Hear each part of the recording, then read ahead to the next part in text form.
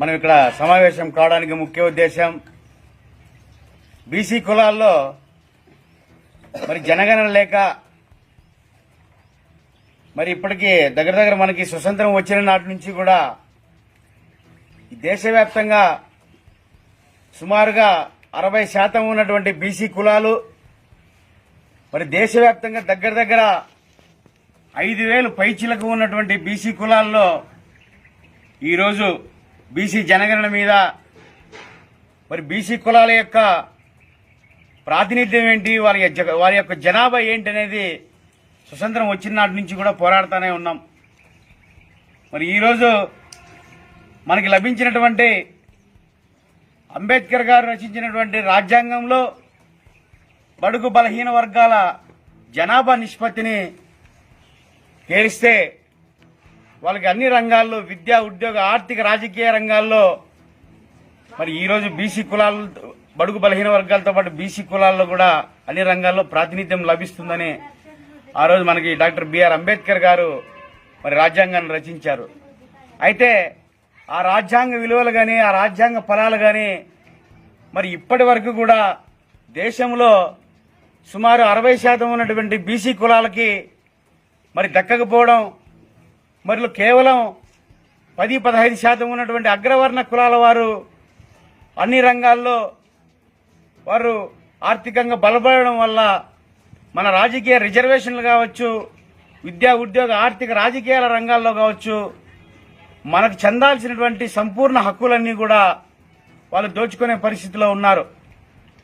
మనం ఒకటేసారి దేశవ్యాప్తంగా ఉన్నటువంటి బీసీ కులాలు మరి స్వతంత్రం వచ్చిన నాటి నుంచి మొరపెట్టుకుంటున్న ఈ దేశ రాష్ట్ర ప్రభుత్వాలన్నీ కూడా మూకుమ్మడిగా బీసీ కులాల మీద జనగణన చేసి మా యొక్క జనాభా నిష్పత్తిని కులాల వారీగా మరి పొందుపరచాలని ఎన్నో రోజుల నుంచి కూడా డిమాండ్ చేస్తూ ఉన్నాం. మరి ఈరోజు దేశంలో మరి జంతువులకి ఇచ్చేటువంటి విలువలు కూడా బీసీ కులాలకు ఇవ్వలేకపోతున్నాయి. మరి పులులు, సింహాలకి మరి ఫారెస్ట్ డిపార్ట్మెంట్లో ప్రతి జీవికి కూడా జలపెట్టి మరి అటవీ శాఖ వారు కూడా జనాభా లెక్కలు తీర్చే పరిస్థితి. మరి ఈరోజు ప్రజాస్వామ్యంలో సామాజిక విలువలు నిలబెట్టినటువంటి బీసీ కులాల మూల నివాసులైనటువంటి కొన్ని వేల కులాలు ఈరోజు మా జనాభా నిష్పత్తిని తేల్చండి, మేము ఈ సామాజిక వ్యవస్థలో మాకు అన్ని రంగాల్లో కూడా మేము కూడా ముందుండాలి, ఒక సామాజిక హక్కుతో బీసీ కులాల జనగణన చేయమని చెప్పేసి కేంద్ర రాష్ట్ర ప్రభుత్వాలను డిమాండ్ చేస్తూ ఉంటే కనీసం నిమ్మకు నీరెత్తినటువంటి ఈ ప్రభుత్వాలు కూడా మరి బీసీ కులాలను పట్టించుకున్న పాపాన పోలేదు. మరి గత 3 టర్ములుగా 15 ఏళ్ల నుంచి ఒక బీసీ కులానికి చెందినటువంటి ఒక ప్రధానమంత్రిని మనం చేసుకున్నా కూడా ఈరోజు ఆ ప్రధానమంత్రి కూడా బీసీ కులాల పట్ల కనీసమైనటువంటి తన బాధ్యతాయుతమైనటువంటి పదవిలో ఉండి కూడా బీసీ కులగణన చేయలేదు. ఇక్కడ ఉన్నటువంటి బీసీ సంఘాలు ప్రతి రాష్ట్రంలో కూడా కొన్ని వందల బీసీ కులాలు ఉన్నాయి. మరి ఈ బీసీ కులాలన్నీ ఈ సంఘాలతో కలిపి ఢిల్లీ స్థాయి రాజకీయాలు చేశాం. జంతర్ మందర్ దగ్గర కొన్ని వందల మీటింగ్స్ చేశాం, కొన్ని వందల ధర్నాలు చేశాం. కానీ రాష్ట్ర ప్రభుత్వానికి కనీసం నిమ్మకు నీరెత్తే సిగ్గుశరం లేకోకుండా కనీసం బీసీ కులాలను విస్మరించి కేవలం రాజకీయ పరంగా 5 ఏళ్లకు ఒకసారి వచ్చేటువంటి ఈ ఎన్నికల్లో మా యొక్క ఓటు బ్యాంకును వాడుకుంటున్నారు తప్ప మాకు సామాజిక హక్కు అయినటువంటి మా కులగణన చేయాలని చెప్పేసి ఎన్నోసార్లు ఈ రాష్ట్ర కేంద్ర ప్రభుత్వాలను డిమాండ్ చేసుకున్న ఇంతవరకు కూడా స్పందించిన పాపాన పోలేదు.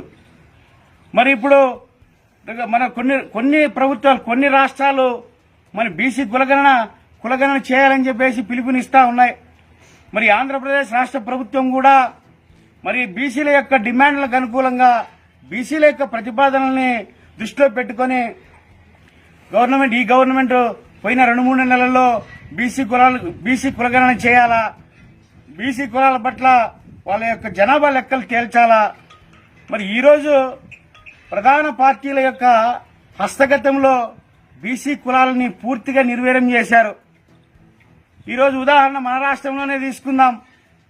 మన రాష్ట్రంలో వడ్డెర, నాయ బ్రాహ్మణ, రజక ఇలాంటి కులాలన్నీ కూడా మరి అత్యంత వెనుకబడి స్థానంలో ఉన్నాయి. కానీ మా జనాభా నిష్పత్తిలో మేము దగ్గర లక్షల్లో ఉన్నాం. కనీసం రాజకీయ ప్రాధాన్యత కానీ విద్యా ఉద్యోగ ఆర్థిక రాజకీయ రంగాల్లో మాకు చెందాల్సినటువంటి హక్కులు కానీ ఇంతవరకు కూడా రాష్ట్ర ప్రభుత్వం పట్టించుకోలేదు. అయితే గత నెల నవంబర్ 15 నుంచి ఒక అల్టిమేటం జారీ చేసింది ప్రభుత్వం. మరి వెంటనే బీసీ కులాల మన రాష్ట్రంలో ఉన్నటువంటి 140 కులాల బీసీ కులాల యొక్క లెక్కలు తేల్చాలని చెప్పింది. ఈ 140 కులాల యొక్క బీసీల స్థితిగతులు తెలుసుకోవడానికి రాష్ట్ర ప్రభుత్వానికి ఎంతసేపు పట్టదు.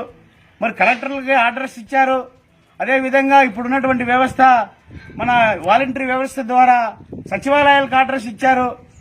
మరి ఎన్నికల నేపథ్యంలో అతి త్వరలో ఎలక్షన్ నోటిఫికేషన్ రావస్తోంది. ఈ నోటిఫికేషన్ వస్తే మా బీసీ కుల జనాభా ఎలాగా తెలుస్తారని చెప్పేసి మేము డిమాండ్ చేస్తా ఉన్నాం. మరి ఎప్పుడో చేయాల్సిన పని కేవలం ఎన్నికల ముందు ఈ యొక్క బీసీ కులగణన చేపట్టడం ఎంతవరకు సమంజసమని ప్రశ్నిస్తా ఉన్నాం. మీరు నీతి నిజాయితీగా నిబద్ధతగా ఉన్నటువంటి ఈ రాజకీయ పార్టీలకు ఒకటే చెప్తా ఉన్నాం, మా కులాల నిష్పత్తిని తేల్చండి. ఈరోజు కేవలం రాజకీయ ప్రధాన పార్టీల దగ్గర మాకు 40 లక్షల మంది జనాభా ఉంటే అక్కడ చూస్తే 5 లక్షలు 10 లక్షలు మెన్షన్ చేస్తా ఉన్నారు. మరి మిగతా కులాల పరిస్థితి కూడా అట్లే ఉంది. సో కాబట్టి పూర్తిగా కనీసం మాకు ఈరోజు శాసనసభలో కానీ మరి చట్టసభల్లో పార్లమెంట్లో కానీ కనీసం రాజకీయ ప్రాధాన్యత ఇచ్చేటువంటి టికెట్ల విషయంలో కూడా మేము చాలా నష్టపోతా ఉన్నాం.